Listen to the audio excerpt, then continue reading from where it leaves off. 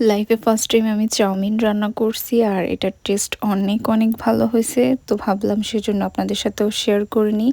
তো ফার্স্টেই হচ্ছে নর্মালি নুডলসের মতো এটাকে সেদ্ধ করে নিব সয়াবিন তেল এবং একটুখানি লবণ দিয়ে, তবে কিছুটা সময় নিয়ে। তারপর একটা সস বানিয়ে নিব। এখানে সসের বোতলে আমার শাশুড়ি মা তেল ঢুকিয়ে রাখছিল, যেটা আমি ভুলতে পারবো না। তো আমি সস ভেবে ওটা ঢালতে গিয়েছি আর দেখি তেল পড়তেছে। তো যাই হোক, এখানে সয়া সস আর হচ্ছে একটুখানি সস, শুকনা মরিচের গুঁড়া আর হচ্ছে চাউমিনের সাথে যে নুডল মশলাটা দিয়েছে ওইটার হচ্ছে কিছুটা দিয়ে দিয়েছি। আর মশলার সাথে হচ্ছে আরেকটা সয়া সসও দিয়েছে, ছোট্ট একটা প্যাকেট, সো ওইটাও দিয়ে দিয়েছি। দেন এই সবগুলোকে ভালো করে মিক্স করে নিব। চাউমিন রান্নাটা অনেকটাই ইজি, লাইক কিছুটা নুডলসের মতো, জাস্ট একটুখানি ডিফারেন্স আছে।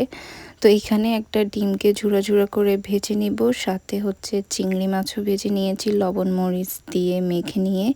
দেন হচ্ছে একটা পাতিলের মধ্যে পেঁয়াজ কাঁচামরিচ আর টমেটো দিয়ে ওইগুলোকে একটু ভেজে নিব একটুখানি লবণ দিয়ে। আর আজকের রান্নায় আপনাদের ভাইয়া হচ্ছে আমাকে হেল্প করতেছিল, সো আমি একা রান্না করি নাই। তো একটুখানি লবণ দিয়ে এগুলোকে ভালো করে কষিয়ে নিব। দেন মশলা দিয়ে দিয়েছি। মশলা দিয়ে দেওয়ার পরে এখানে আপনাদের ভাইয়া চাউমিনটাও দিয়ে দিয়েছে।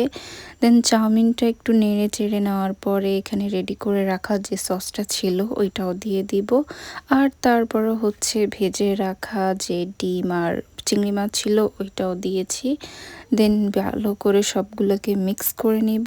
আর হচ্ছে সব পরিশেষে এখন ধনিয়া পাতা দিয়ে দিব। দেন নেড়ে চেড়ে এগুলোকে নামিয়ে নিলেই রেডি আমাদের চাউমিন।